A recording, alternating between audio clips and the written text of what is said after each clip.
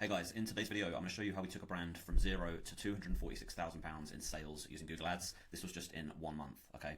So let's dive into it. So this was the month, it was May 2024. You can see we spent just over 12 grand on ads and generated nearly £250,000 in sales. This is a pretty insane case study. A 2016% return on ad spend is not average. This is probably the best ecom case study that we have. So I'm just going to take you through this today. This is the full case study. We'll get into that in a second. Really, my purpose here is to show off this case study, but I'm hoping this is going to inspire some people out there, give you some insights and ideas that you can implement into your campaigns or into your marketing strategy. You know, maybe you want to make sure you're not making the kind of same mistakes that other people are making. So I'm going to walk through that today as well, just like common mistakes that we see with accounts.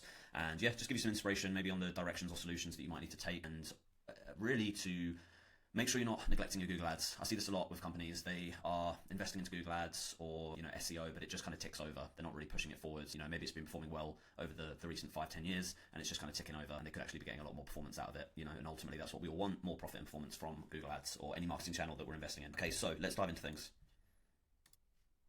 So just a couple of quick notes. This is a home and garden company. They're actually just a small, well, not small, but they're a local company. They've got a showroom. They're not a well-known brand. I'll show you in the case study shortly that branded sales only made up for around 10 to 15% of the total sales that we're generating them. And like I said earlier, this is like a rare case study. These are rare results. Like it's difficult to get such a high ROAS. We get really good returns for our clients, and I've got tons of case studies that I could show you. This is definitely the highest ROAS for an ecom client. And also, just for full transparency, we were not hitting 240,000 every month. If I show you the results kind of over this year so far, if I just go back a few slides, yeah, you can see this is from Jan up until the end of October 2024. Total results: spent about 90,000 on ads, 89,000, and yeah, 1.3 million in sales, which is still great at a 14.58 ROAS or a 1,458% ROAS, however you want to break that down. And yeah, this was the best month, which I showed you a second ago, May. And you can see we kind of scaled the account up and it performed really well and then kind of dropped off. This is kind of in line with their seasonality and stuff as well, though, so this was to be expected. But yeah, going to really talk about how we got good results, so let's go. So yeah, first thing was understanding the data. So this client had not run ads before, okay, and it's rare for us to take on a client that is like that. Typically we work with brands that are already investing into Google Ads and we help them improve their accounts, okay. Just FYI, we do offer free audits, so if you want us to do a free audit on your account, just give me a shout on LinkedIn or you can drop us an email. And yeah, it's quite rare for us to take on a client that's not already spending on Google Ads. However, we saw loads of potential with this client because they were getting good organic sales through already. So the first thing was understanding the data. So this is where we really sat with the client and asked for quite a few kind of different reports and things from them, just to really see, what were the best performing products, what were the profit margins as well on the products. So we knew kind of what ROAS we needed to hit for certain brands, certain categories. For this, these guys have got like 90,000 products or something on the site. So it was important for us to understand, what kind of they wanted us to push, what performs well, what actually gives them the best revenue and return. For instance, there were some products where we were going to have to hit kind of a 900% return just to make it profitable. So products like that are just, we're better off focusing our attention on some better profit margin products. So it's just really understanding that. Obviously, we did our own keyword research to look at what people were searching online. This helped us, form the basis for campaigns, and just again understanding the demand out there. We could see certain brands and products got more searches than others, so we could focus our efforts and test some campaigns around that. But the data from the client was the most important thing, just so we could really understand how to break the campaigns down and what to actually test first, okay? Because 90,000 products would not advise just suddenly promoting them all on Google. We wanted to start with what we knew and thought was going to work best. Tracking, just going to keep this really short and simple. We just made sure we had good tracking, so not just tracking purchases, but tracking, add to cart, begin checkout, just having better insights on their website, where the drop-offs were and things like that. Okay, so we used a mixture of tools for this: Google Analytics, obviously Google Ads, Tag Manager, Hotjar, and actually we've moved to Microsoft Clarity now. But yeah, just good tracking. So we could, for instance, we spotted some checkout issues within the first few months of working with them. So that was just like one improvement that we got, one massive improvement that's going to benefit them in the long run, just from reviewing the data. Launch and test phase. So like I said, we understood the high profit margin products, what typically sells well, and the keyword research. This helps us kind of formulate some campaigns that we wanted to test to start. As you can see here, we launched some campaigns. We had a really lucky kind of first month, to be honest. So yeah, we spent about 6.5 grand on ads and did about 52,000 in sales. So about 8 ROAS. So some pretty good results there. You can see here we're mainly using Performance Max campaigns. I'm going to talk about how we broke these down and tested them, and talk about some tests that we did so you guys can replicate this stuff. But you can see here we then basically went through this kind of test and prune phase of launching campaigns, and then for instance like this bottom one didn't perform, so we paused it. Some of the campaigns like this one, the ROAS just wasn't high enough, so we replaced it and tested it with new campaigns. And we just did this quite aggressively over the first few months, really, just to keep getting the best results. I'll talk more about what we did as well, but you can see here, if I go to the next slide.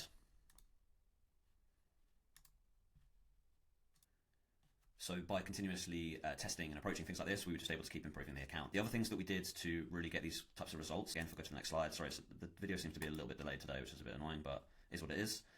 So yeah, how we got the good results. The first thing was lots of control, okay? Not having auto apply recommendations on, really breaking down campaigns into granular detail. Although we did a funny test, which was throwing all of the products into a performance max campaign, and that actually performed really well for about 3 months before it dropped off. So that's just an example of, and again, you can see one of my next points is not afraid to test. We weren't afraid to like test random things.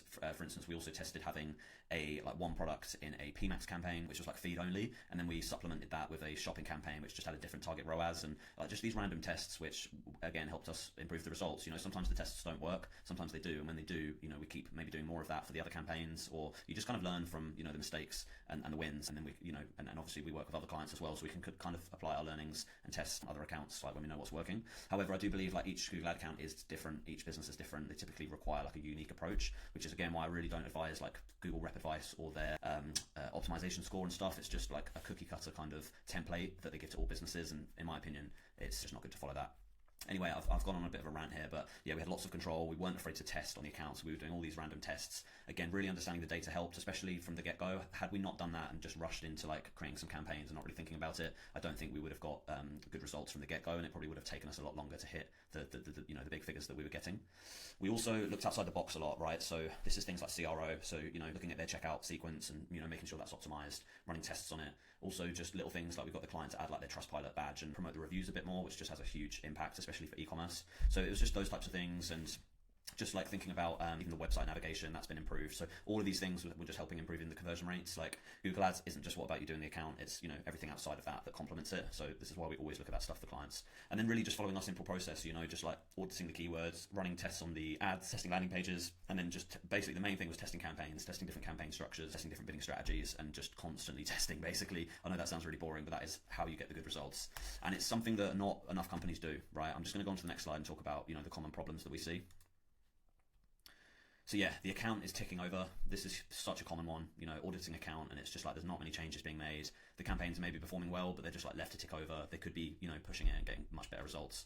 And again, yeah, so not A/B testing enough across, you know, ads, bidding strategies, landing pages. There's so many different things you can test to keep improving. Not looking outside the box, crucial, right? For e-com, lead gen, like whatever business you have, you've got to look outside the box at all the moving parts, right? That's how you get the best results as well. Again, following Google's optimization score, Rep Advice, so they might have, you know, like display targeting with search campaigns, or the auto apply recommendations where the Google's AI is making changes for you, which that AI software has a long way to go, and I just don't think it'll ever be able to kind of compete with someone who's got lots of experience optimizing an account. Again, just silly mistakes and wasted spend. This is a common thing that I see. So, you know, accounts are just wasting budget on, you know, certain products that aren't performing, certain keywords, asset groups, ad groups. It's just typically when we audit an account, we really quickly find, you know, these quick wins. And yeah, just silly mistakes that people aren't picking up on. And then lastly, and again, if you want us to do a free audit on your account, just give me a shout. Lastly, I would just say like the tracking and data collection. So maybe the conversion tracking is not great, or, you know, they're not able to like get insights, for instance, like the checkout drop-off kind of sequences and stuff.